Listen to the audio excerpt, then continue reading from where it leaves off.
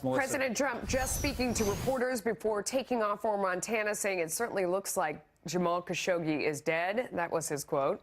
And that the consequences will have to be very severe. Here now to react is Zuhdi Jasser, American Islamic Forum for Democracy president. What do you think is the right response from the U.S. right now, Zuhdi?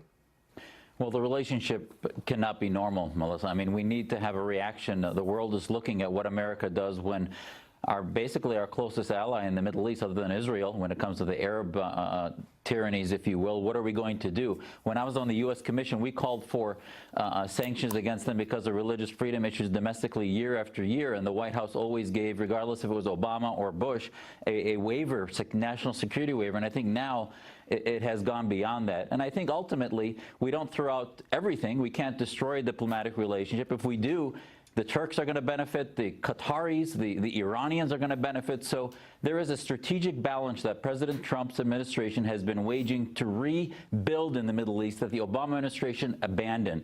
And I think it is very appropriate for Secretary Mnuchin and others to say, hold on a second, we're not going to participate in this investment summit. We're not going to continue to have this be a one-sided relationship. There needs to be transparency in the way you deal with your enemies, your antagonists. And yes, there might be a global war against the Brotherhood that the Saudi Arabian's government is waging right now, but to kill dissidents in foreign countries is not part of that. So let me break down a little bit of what you're saying, because there are some that say that's conspiracy theory to say that he was killed because of his affiliation with Muslim Brotherhood. Is that what you're saying?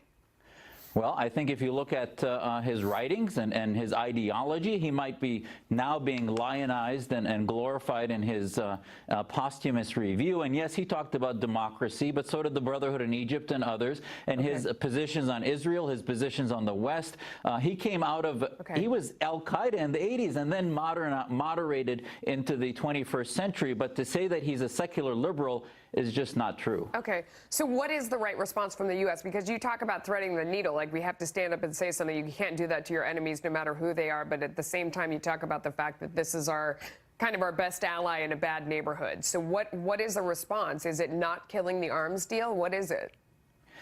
Well, the question is, what are the tools on the table? The arms deal might be part of it that should not be on the table because it is part of the balancing of what the Iranian threat is, the Qataris are doing, and others in the region that we can't remove simply because the Saudis are our friend. Now, what should be on the table? I think transparency.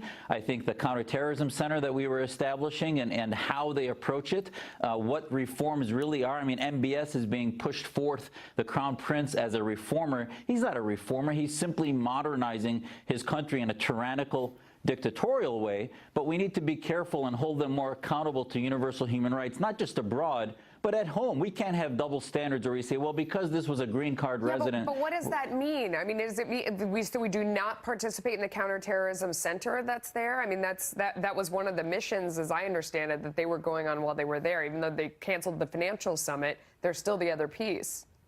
Well, and at the time, what I said at the time when that counterterrorism center was being opened is here's a country that's the seat of the Organization of Islamic Cooperation. That includes Turkey, that includes Iran. If they're really going to have a counterterrorism summit, it's not just about the symptoms, which is ISIS and others, but it's about the ideology. And to this day, we have not held them accountable for lifting up reform-minded judges and clerics in their own country. In fact, they're still beheading clerics. They're still beheading reformers. So these are the things that we need to start being much more transparent about and ask them, you know what, why don't you release Raif Badawi, who's been tortured and whipped as somebody who talked about democracy within their country. So there are some deliverables we can ask for domestic dissidents that they could do at this point. Zuhdi Jasser, thank you for your insight. Anytime. Thanks, Melissa.